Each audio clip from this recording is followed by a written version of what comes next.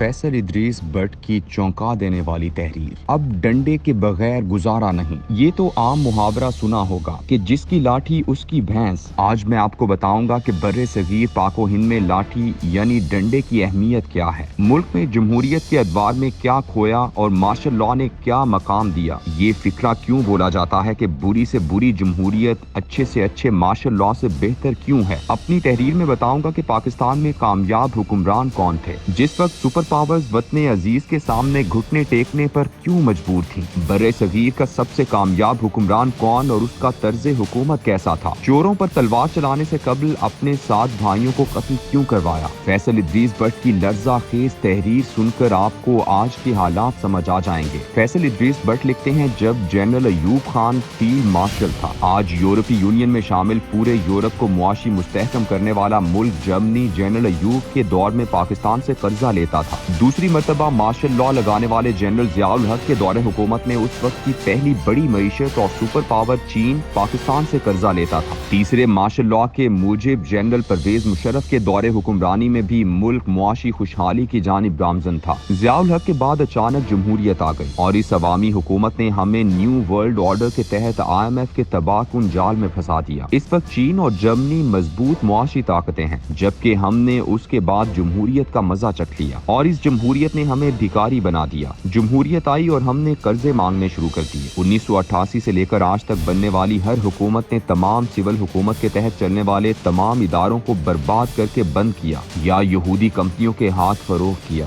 वतन अजीज का चप्पा चप्पा गिरवी रख दिया, जो हमारी मईशत की बर्बादी का बाइस बन गया। हमारे मुल्क और एशिया में डंडे का निजाम ही बेहतर कारकर्दगी दिखाता है, वरना इस खित्ते के लोगों की साजिशी तबीयत नर्म मिजाज हुक्मरानों को चैन से नहीं टिकने देती और लोग मुल्क में साजिश और बदअमनी पैदा करते रहते हैं। अंग्रेज ने हिंदुस्तान पर 200 साल डंडे के जोर पर जबरदस्त हुकूमत की। उससे पहले मुगलों की हुकूमत थी। बाबर ने तो दिल्ली फतह करके मुगल सल्तनत की इब्तिदा की। उसके बाद हुमायूं से लेकर शाहजहां तक पूरा हिंदुस्तान हमेशा साजिशों का शिकार रहा। कभी मरहटे सर उठाते, कभी गोरखे, कभी झांसी की रानी और कभी राजवाड़े, कभी पिशावर में पठान सर उठाते तो कभी बंगाल में बगावतें होती। अकबर आजम ने किसी हद तक इन बगावतों की सरकूबी की, मगर मुकम्मल अमन कायम करने में नाकाम रहा। मगर जब औरंगजेब आलमगीर ने हुकूमत संभाली तो उसने डंडे और तलवार का बेदरेग और बिला तफरीक इस्तेमाल किया। सबसे पहले उसने अपने खिलाफ बरसरे पैकार 7 भाइयों को कत्ल किया और 8वें ने भागकर किसी नामालूम जजीरे में छुपकर बाकी जिंदगी गुजारी। उसके बाद झांसी की रानी, मरहटे और गोरखे सबके खिलाफ बिला तफरीक और बेदरेग तलवार और डंडे का इस्तेमाल किया और तमाम हुकूमती चोरों और बददियानत ओहदेदारों को इबरतनाक अंजाम से दो चार किया। नतीजतन पूरा हिंदुस्तान अमन का गहवारा बन गया। वाज़ेह है कि औरंगजेब आलमगीर हिंदुस्तान के सबसे ज्यादा रकबे पर हुकूमत करने वाला वाहिद मुसलमान हुक्मरान है। आम आदमी की आमदन 2 गुना हो गई, जबकि जरूरियात जिंदगी सस्ती हो गई, क्योंकि उसने अवाम पर लगाए गए तमाम गैर जरूरी टैक्स खत्म कर दिए। उस वक्त आलमी तिजारत में हिंदुस्तान का वो मकाम था जो इस वक्त अमरीका का है। इस खित्ते के लोगों के लिए सबसे बेहतर डंडे की हुकूमत है, बशर्ते ये कि डंडे वाला ईमानदार और अहल हो। हमारी खमीर में डंडे के बगैर का तसव्वुर ही नहीं। चोरों को फरिश्ते नहीं पकड़ते, बल्कि उन पर भी कोई बड़ा जालिम मुसल्लत कर दिया जाता है जो डंडे के अलावा कोई दूसरी जबान इस्तेमाल नहीं करता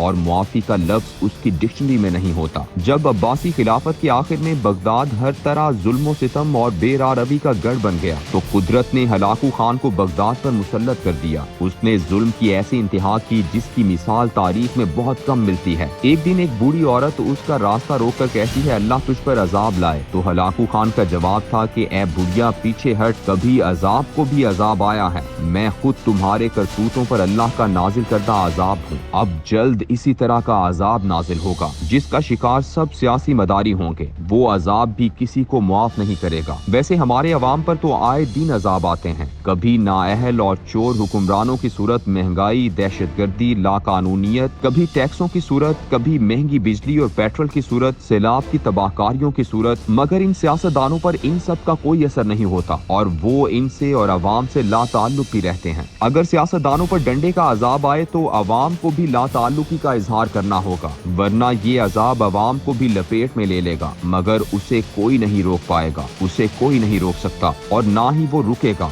बल्कि अपने सामने आने वाली हर रुकावट को मलिया मेट करके उसका नामो निशान तक मिटा देगा।